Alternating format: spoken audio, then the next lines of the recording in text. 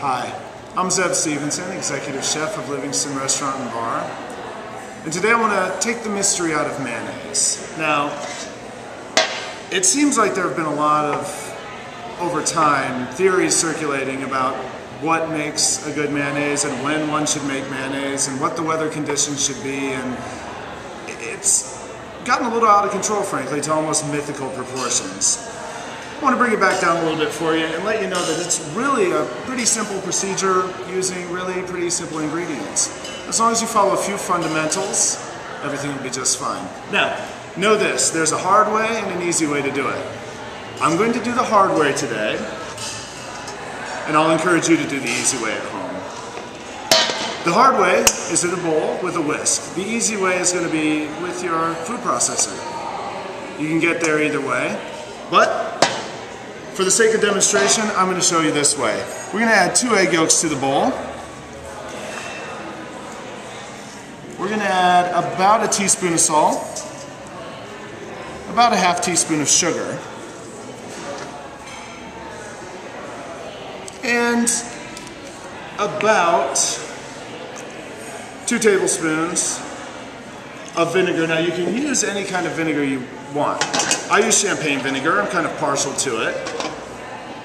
You could use regular white vinegar, you could use lemon juice, you could use lime juice, you could use anything acidic for that matter to achieve the same result. Now, what I'm going to do here is I'm going to start whisking the egg yolks, the vinegar, salt, and sugar together, and I want that to get pretty frothy.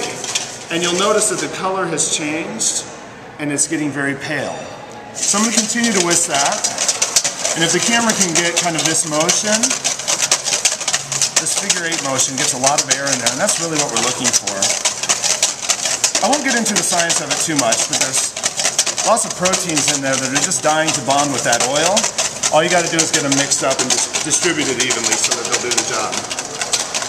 Now, the next most important part is that you start slowly. And by starting slowly, we're talking about a few drops at a time. Once we get it started, we can add the oil a little bit more quickly, but this is the crucial time. So we're going to start adding the oil, just a few drops at a time. Now, if we're using our food processor, of course, we will have pulsed it for about 10 seconds and started adding the oil, and you'd probably be done right now and reading the paper or doing whatever it is you like to do.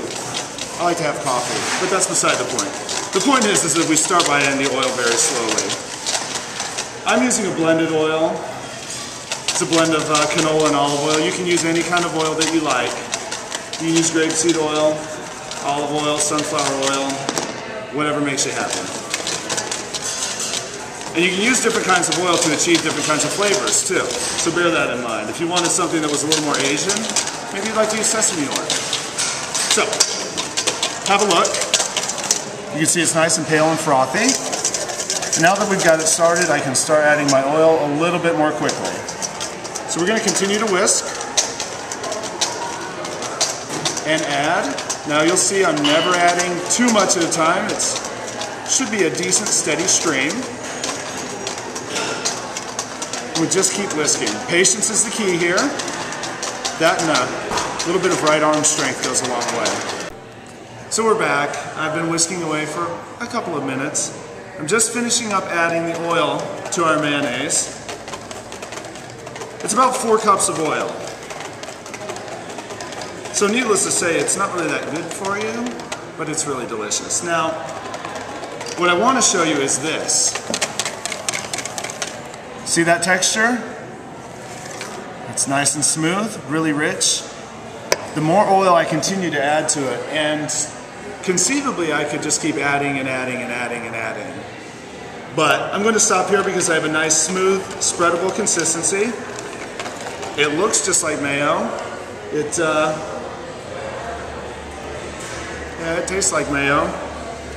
And it only took me a couple minutes to do. Now, if you follow the same procedure in a roundabout way in your Cuisinart, it's going to take you about 30 seconds. And it's going to taste better when you get anything you can get out of a jar. So, I hope that kind of takes a little bit of the mystery out of mayonnaise. Like I said, it's really a couple of simple ingredients and a couple of simple steps, and we end up with a really delicious result.